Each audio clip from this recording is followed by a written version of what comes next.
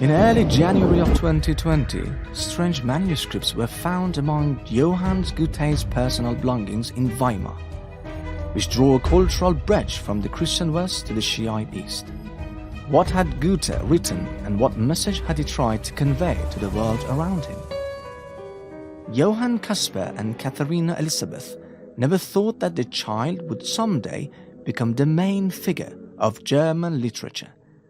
Johann Goethe was a German poet, philosopher, painter and writer who was born here in Frankfurt in 1749.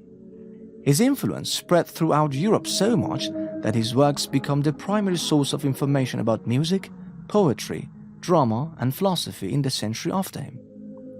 Johann later chose Weimar, the most cultural German city in the state of Thuringia, for his permanent residence.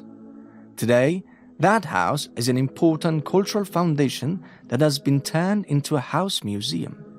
Fortress Media has produced this video in partnership with Goethe Foundation. Goethe is also a create artistic and scientific works. At the same time in Austria, the famous Orientalist Joseph von Hammer translated the poet Hafez Shirazi's Divan into German and sent it to Goethe through its publisher. Under the influence of Hafez's poems, Goethe regained his poetic nature, and living in the world of Hafez caused him to compose 15 new poems within a week.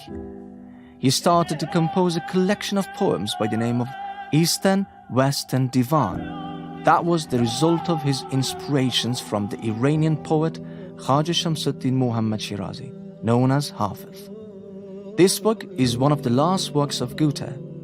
He has somehow introduced this book as his life's outcome. Goethe believes that Eastern-Western Divan originated from his deep identification with Hafez. It seems as if he was astonished by the Eastern world of Hafez and his models. Interestingly, he has named the beginning of his book after the beginning of Islamic history, Hijrah. Goethe has a poem in the Eastern-Western Divan called The Song of Muhammed. This poem is a conversation between Imam Ali and Lady Fatima, which describes the character of the Holy Prophet. This 70-verse poem compares the Holy Prophet to the water that flowed from the mountains. According to the evidence, Goethe went to the written sources of Islam to gain better insight into the models of Hafez. Today, we do not know precisely what patterns Goethe had at his disposal other than the Koran. But Mrs. Anna Maria Schimmel, a German researcher, believes that the smile of the Prophet of Islam to the water in the poem of the Song of Muhammad cannot be found in any source except for the work of Sheikh Kulaini called Kafi.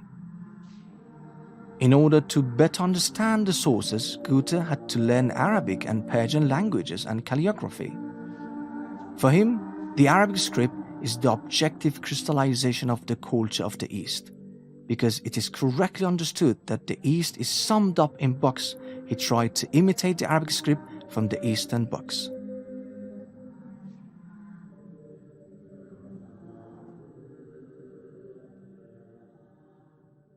Johann's exercises in Arabic script are kept in his house museum in Weimar city.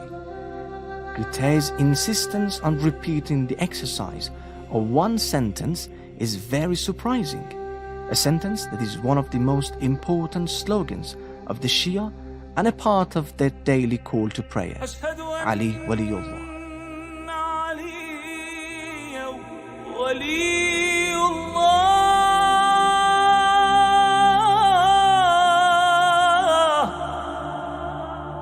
The number of Ali Waliullah's writings by Johann Goethe is so large that it is as if he intended to learn this sentence with a specific purpose.